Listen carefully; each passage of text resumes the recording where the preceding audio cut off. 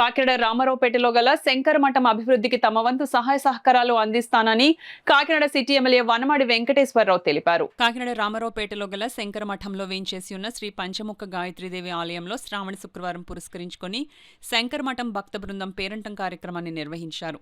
ఆలయ అర్చకులు అభిరామ్ వెంకటేశ్వరరావు ఎమ్మెల్యే కొండబాబుకు పూర్ణ కుంభంతో స్వాగతం పలికారు.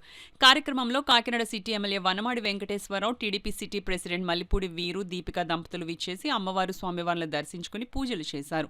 ఆలయానికి విచ్చేసిన ఎమ్మెల్యే కొండబాబు, వీరు, దీపిక దంపతులను శాలువా కప్పి పుష్పగుచ్చాలు అందించి నూతన వస్త్రాలు అందించి ఘనంగా సత్కరించారు. ఈ కార్యక్రమంలో పాల్గొన్న భక్తులు, మహిళలకు శంకర మఠం కమిటీ సభ్యులు తాంబూలం అందించారు.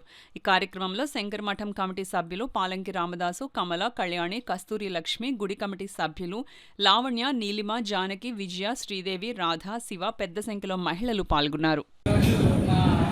శంకర మఠం అయిన